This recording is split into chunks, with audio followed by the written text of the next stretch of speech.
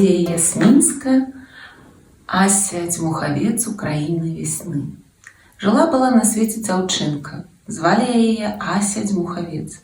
Такую потешную мянушку ей дали тому, что яе рудые волосы отливали на солнце ярким золотом, а на тварку красовались мноства вяснянак.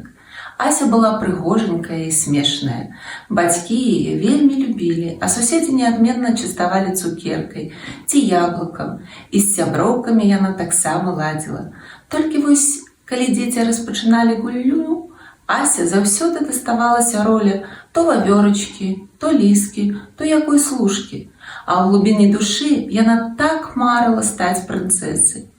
«Не-не», наперабой казалі сяброўкі, «якая з цябе прынцэса? У прынцэс не бывает веснянак». Ася вельмі крыўдзілася, і аднойчы перед сном яна падышла да люстэрка, паглядзела на свой тварак і ўздыхнула. «Брыдкія, брыдкія веснянкі, вы только ўсё псуеце». Паўздыхала яшчэ трошкі і пайшла спаць. І не адчула ў сне, як залацістыя кропкі на яе твары заварушыліся, а потым, як малюсенькія соненькія зайчыкі, вылецелі ў прыадчыненае акно. Наступным днём дзяўчынка прачнулася, зірнула ў люстэрка і самлела. Яе веснянкі кудысьці зніклі. Як жа яна ўзрадавалася! Ледзь падснедаўшы, Ася пабегла ў двор, дзе ёй аднагалосна далі ролю прынцэсы. Але з той пары штосьці змянілася. Асю пересталі называць Дзьмухаўцом. Ніхто ўжо не казаў, што яна міленькая і да чаго ж прыгоженькая. Проста пекнае дзіцё і ўсё. У гульнях яна заўжды была прынцэсай, але выявілася, што гэтая роля такая нудная.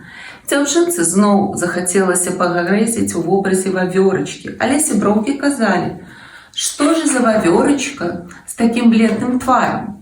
А з люстэрка на Асю глядзела хтосьці чужы і незнаёмы. І раптам она зразумела, што больш за ўсё на свеце хоча вярнуць свае веснянкі. Ася вырашыла падзяліцца сваёй бядой з бабуляй.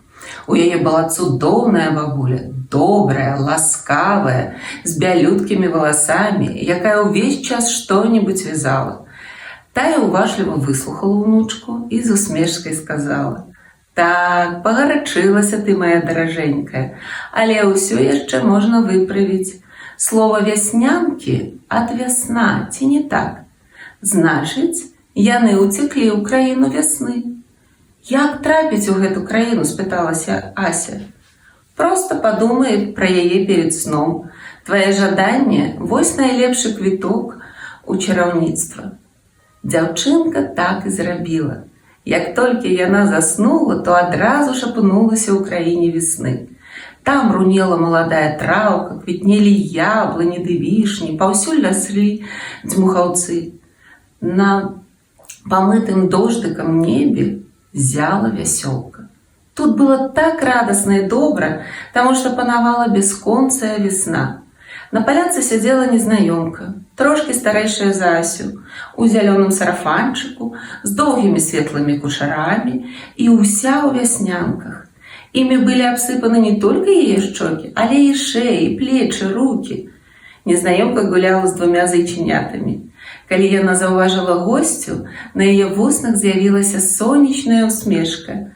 «Вітаю, мяне зваць Юна, і я прынцэса гэтага краю», – сказала дзяўчына і нахіліла галаву, каб паказаць маленькую карону ў валасах. «А я, – пачала Ася, – ведаю, ведаю. Ты Ася Дзьмухавец, дакладней была дзьмухаўцом, але потым ты пакрыўдзіла свае веснянкі, і яны ўцеклі. Што прывяло цябе ў маю краіну?» «Прынцэса Юна», – апусціўшы вочы, прашаптала Ася. «Я вельмі шкадую, што гэтак зрабіла. Толькі цяпер я зразумела, што люблю свае веснянкі. Мне хочацца забраць іх назад, калі гэта магчыма». Прынцэса ўздыхнула. «Калі ты нарадзілася, я ўзнагародзіла цябе такімі скарбамі, рудымі валасамі, залацістымі веснянкамі і сонечнай усмешкай, каб твоє сэрца ніколі не пакідала весна, а ты не ацаніла. Але хаця б зразумела сваю памылку. Папрасі прабачэння ў вяснянак, можа яны вернуцца. Дзяўчынка кінула і звярнулася кудысьці ў неба. Туды, дзе свяціла сонейка. Мілыя вяснянкі, прабачце мяне. Калі вы вернецеся, я буду вельмі вас любіць і больш ніколі не скажу крыўднага слова. І адразу ж, ні адтуль, ні адсюль, у паветры закружляў россып маленькіх залатых зорак. Ася заскакала ад радасці, а Юна залілася звонкім смехам. Раніцай, ледзь праснуўшыся, Ася Дзьмухавец усхапілася з ложка, басанож памчалася да люстэрка і усміхнулася свайму адлюстраванню.